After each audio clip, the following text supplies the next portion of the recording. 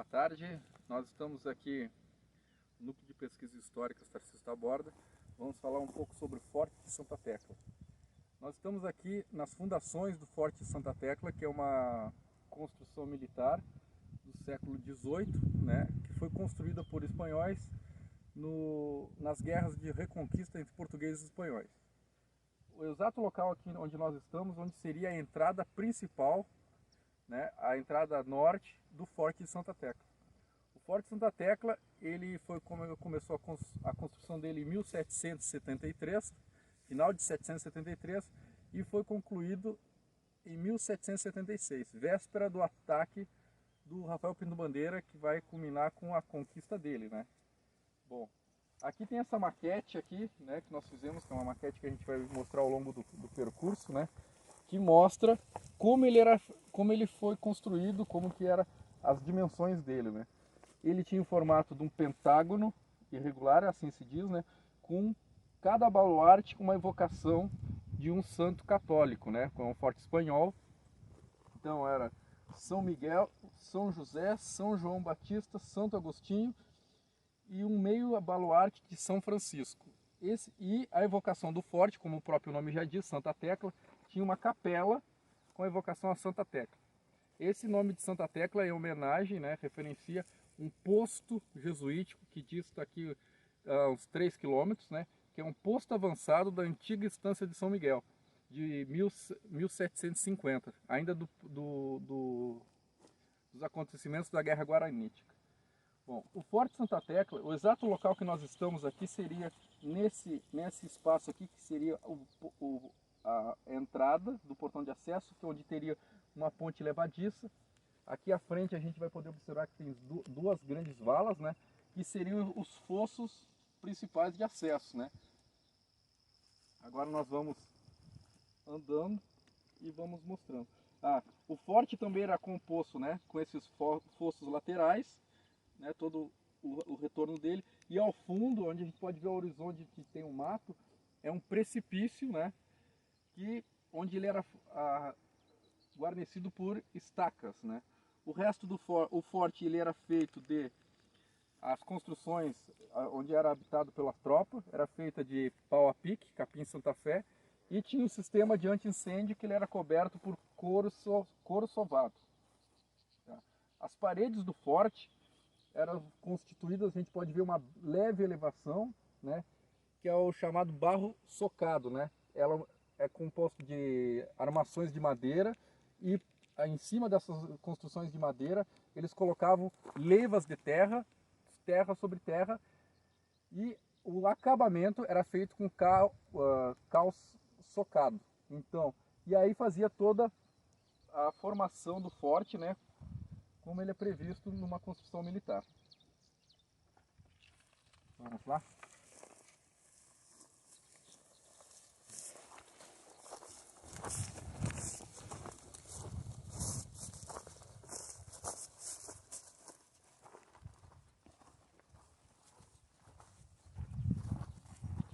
Esse ponto que nós estamos aqui, a gente está bem na entrada do forte.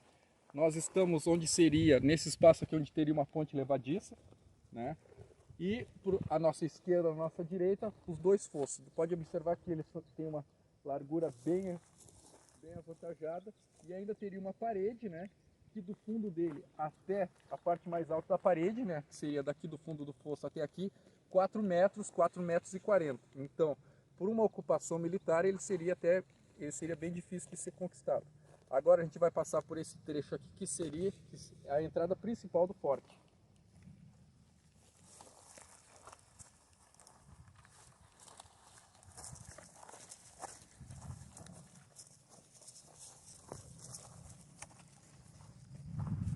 Aqui a gente está no portão principal do forte. Você pode observar que à esquerda de vocês vão olhar um elevado, dá para ver já a parede, né, o que sobrou das fundações do forte, e pode ver essa elevação que vai até o baluarte de São José. Então aqui nós teríamos dois baluartes, que são essas extremidades, e a gente pode ver junto à maquete que já dá para se ver o desenho do forte. Agora, para a direita de vocês, vamos ter os outros baluartes, que é os baluartes de São João e Santo Agostinho, que está mais visível ainda essa elevação, né? Que era o ponto de, esse ponto aqui era o ponto de defesa, né? O forte ele foi atacado as primeiras vezes que ele foi atacado nesse fronte, que é o portão principal. Durante o ataque do Rafael Pinto Bandeira, né? Nas vésperas que ele foi construído, foi atacado constantemente esse portão, o portão principal aqui, que seria esse aqui. Então, bem onde nós estamos. Essas duas construções da frente dá para dizer que as construções principais do aquartelamento do forte, né? E vamos ter aqui, seria aqui uma construção de pau a pique, que seria a guarda, onde teria o bailéu. Agora nós vamos para a parte central do forte, a parte onde está erguida a capela, com invocação a Santa Tecla. E onde tem os dois poços artesianos.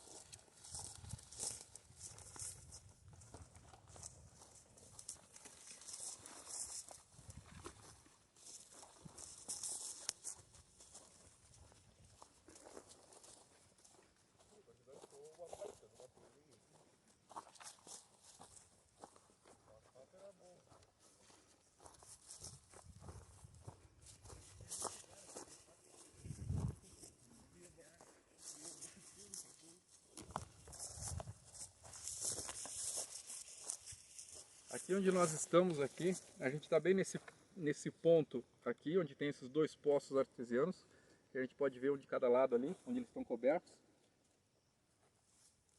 E aqui, onde seria bem o meu fundo aqui, onde situava a capela com invocação a Santa Tecla. A capela, nos anos 70 também foi feito processo arqueológico, foi escavada, foi encontrado alguns vestígios. E os dois poços artesianos, que eles estavam soterrados, onde foi encontrado vários vestígios de materiais que pertenciam ao forte, resto de barris, de materiais de construção e outras coisas a mais. Esses poços têm mais de 40 metros, aproximadamente, e ainda estão vertendo água.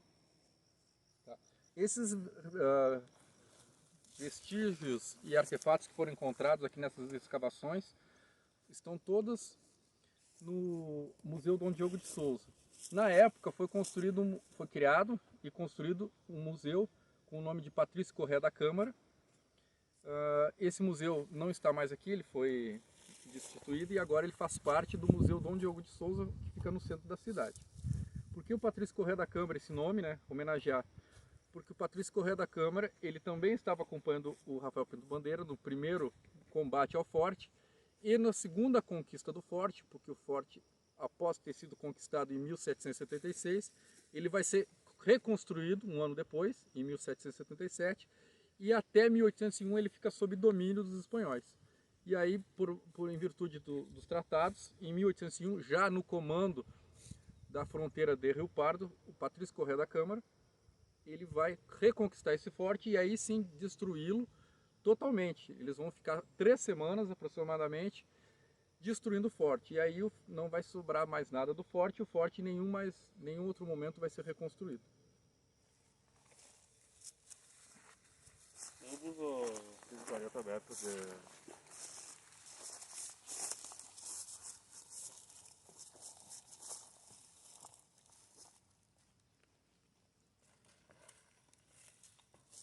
Bate palma, hein? Tem o teste aqui O eco, ó. do eco. De bater palma.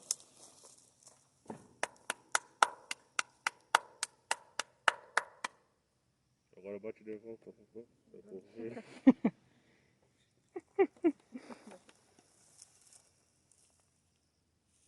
Verte água lá no fundo, dá pra ver, a olho nu.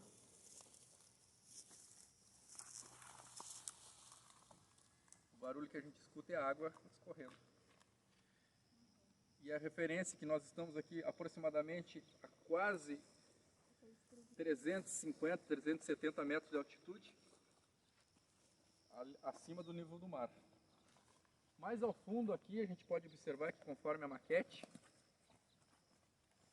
maquete é onde tem um precipício. Esse precipício, que é onde agora tem esse mato, é um precipício que quase 50 metros ele tem de extensão de terreno acidentado, que é uma forma dificultosa de forças inimigas tentassem assediar o forte, né? Então eles colocavam um estacamento, que seriam como se fossem asteriscos, né? Ouriços, de estacada de madeira para algum eventual assédio. E também nessa extremidade tinha um portão sul, que seria o portão de socorro, que a gente chama hoje de saída de emergência do forte, que é a parte sul do forte, que seria como uma forma de emergência, caso tivesse uma necessidade.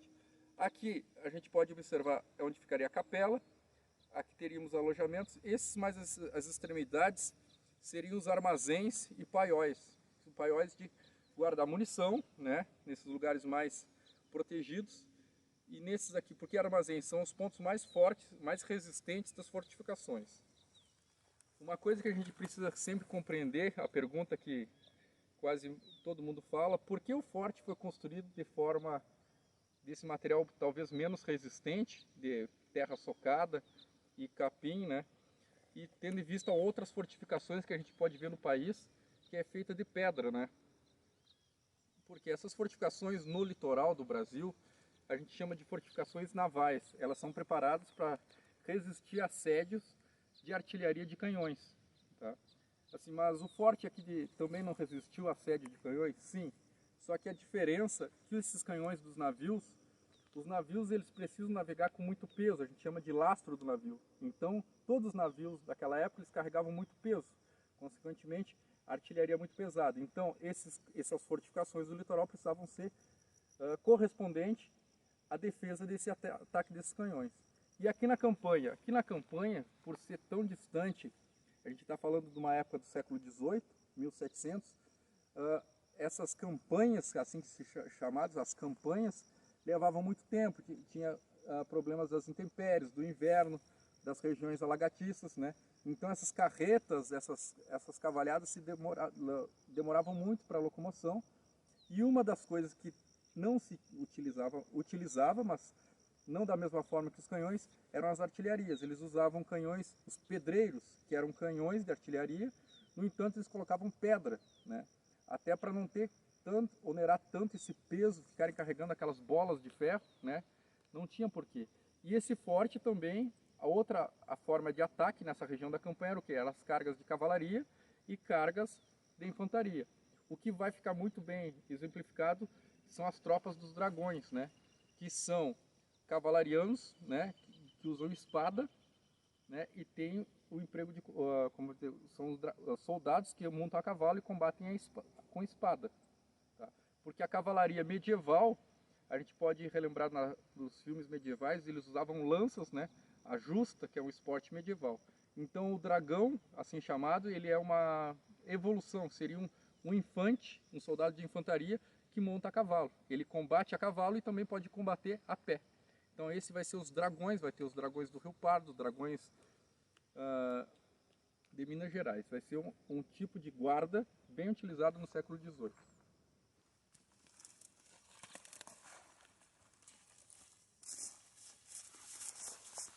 Seguimos. Seguimos. Aqui foi, né? No seco.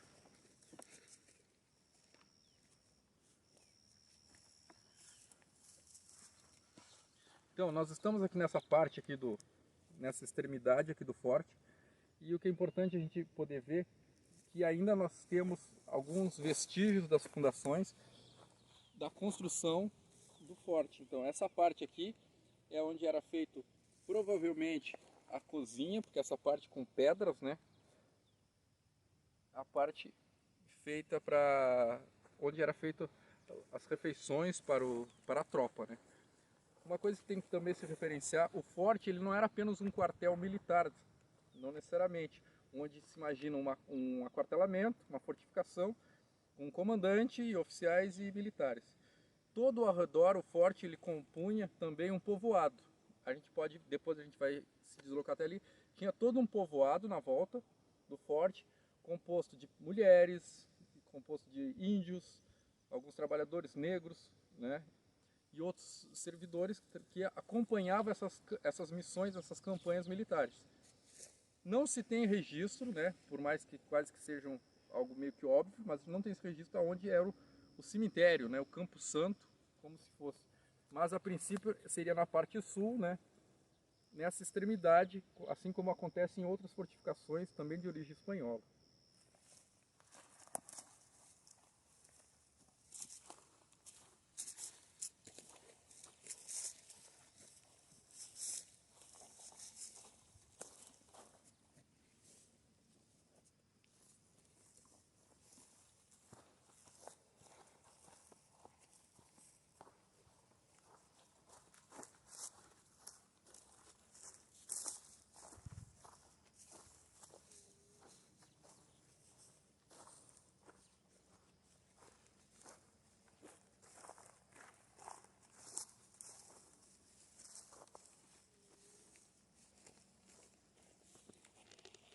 Aqui é importante a gente dar uma vislumbrada desse ângulo aqui, para a gente poder contemplar todos os baluartes, né, olhando a maquete e olhando ao horizonte, que não tem como ter uma observação da parte externa do forte. Isso comprova a elevação das muralhas, né, que a gente pode ter a certeza das fundações, né, elas estão lá ainda, estão ocultadas pela vegetação, mas ainda estão lá.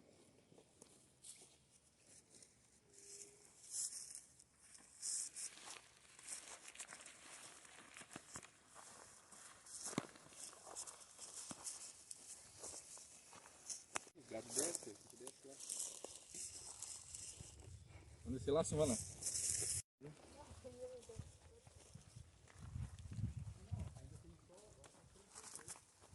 Aqui já tem um galho, foi dentro. É crime, né? Não passar no caminho do outro.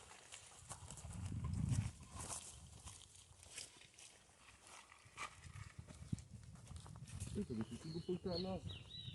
A gente sai na entrada lá. Vai, por aqui. Me ajudei eu. Fala me puxa junto. Ainda. Desce com o pé de lado, que ele te dá um pouco mais de firmeza.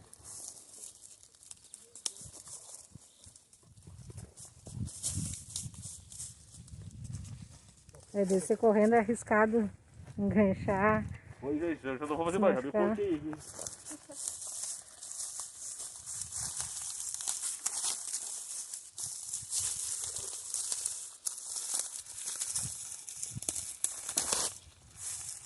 Obrigada.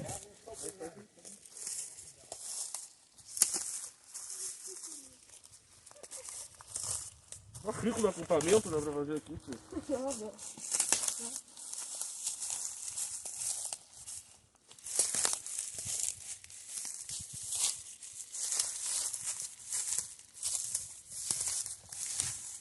Opa,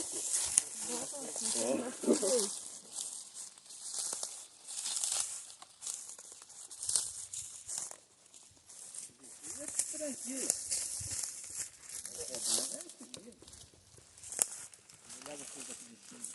tá pegando aqui, aqui. Ai, ai, ai, ai.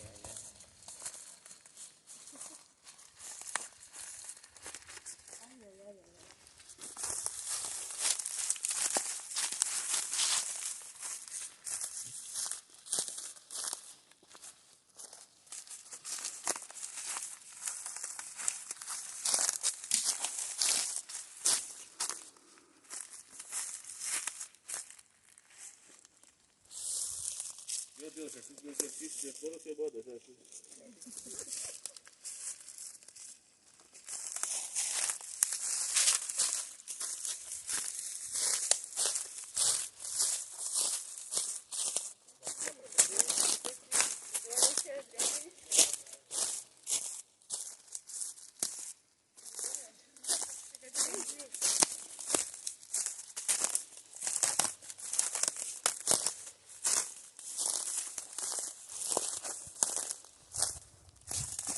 Já tinha vindo aqui com sol? Não.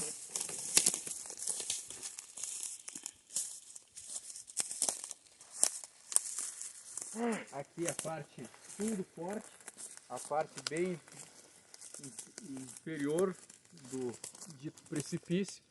Pode ver que é um lugar bem acidentado, bem dificultoso de mobilidade. E provavelmente nesse local aqui é onde devia ser o cemitério, né? Provavelmente depois da conquista portuguesa o cemitério deve ter sido profanado, por ser espanhol, mas não tem mais nenhum vestígio de Campo Santo espanhol. A volta não é por lá, né? Pelo amor de Deus. Não, é por outro lado. Juliana, a gente vai fazer a volta. Vai pra fora?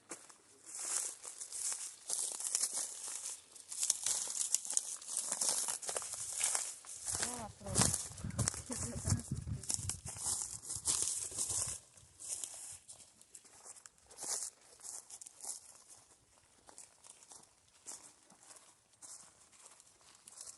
Provavelmente tudo isso caiu lá de cima, né? Veio de lá pra cá. Rolaram, precipício abaixo.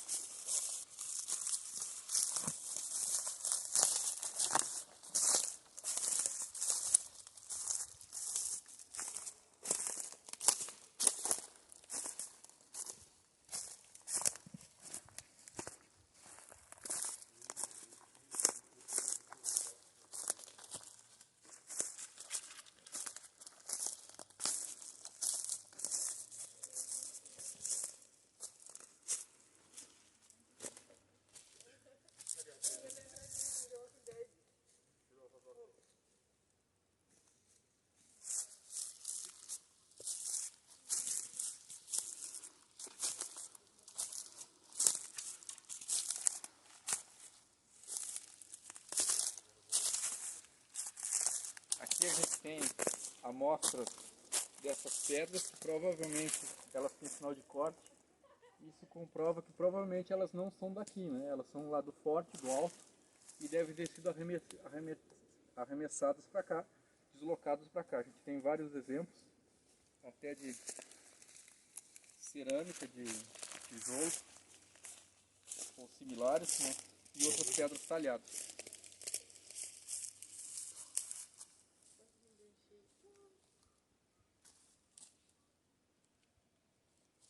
Vamos subir?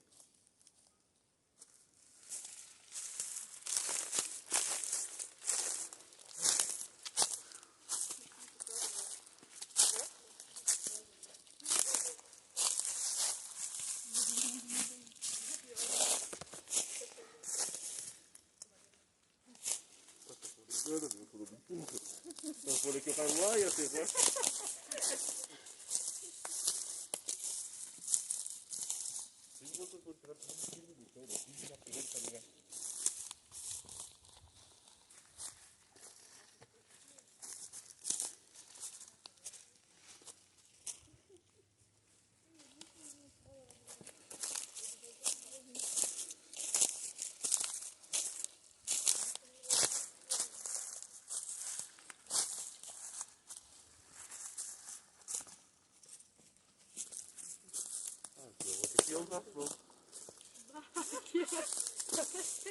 É bom usar as mãos porque as folhas estão soltas.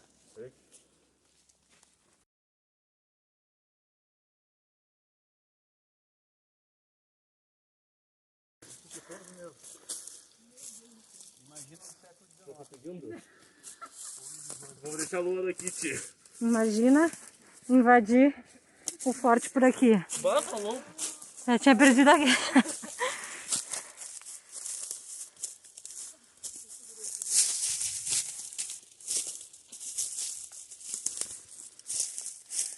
Tranquilo aí, a Luana tá vindo, não parou lá.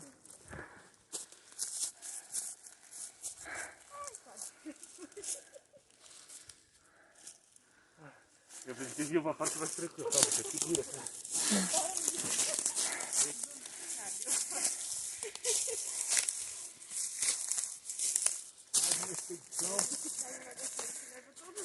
Santa Crina, da Fundação Forte Santa Fé. O que eu fui falar que dava pra descer lá de baixo?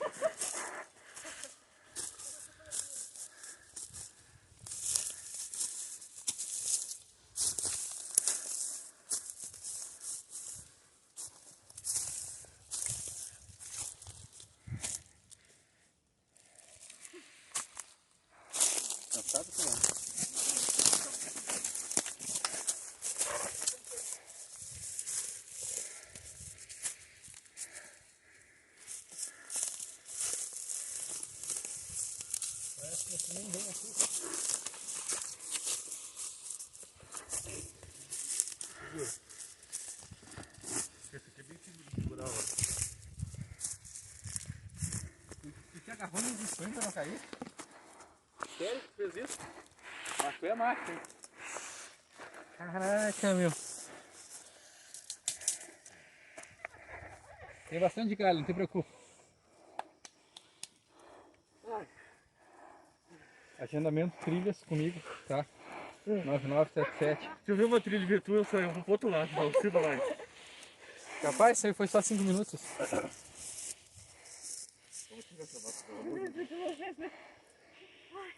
Isso aí foi um terço do trajeto, o trajeto é maior, vai até lá, ó. Eu respiro pela boca. Bem curtinho, já fiz Gente, não tá? Só olhando. Tem água ainda. Quer água? Tem um poço aqui. Não vamos querer. Essa água é boa. Boa, meu coração tá aqui, ó.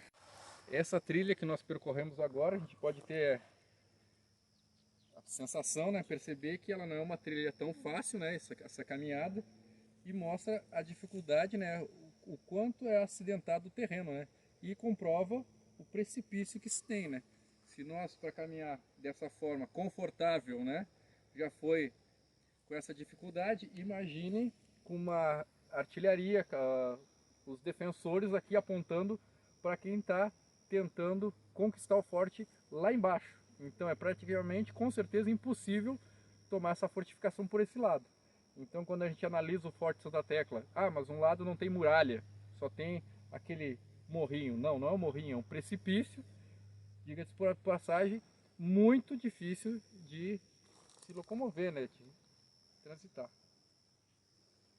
O lugar que você fez ali, mas 370 está valendo, porque o Cerro de Bagé é 280, aqui dá quase 100 a mais.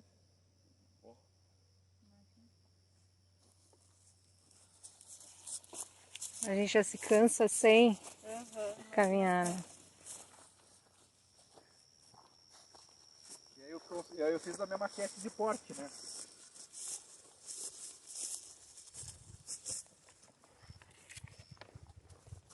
É diferente vir aqui com uma maquete, uma pessoa te explicando, do que tu vir aqui Vendo a maquete, a gente consegue entender direitinho como era que... e olhando assim, sem esse apoio, a gente só enxerga campo, né?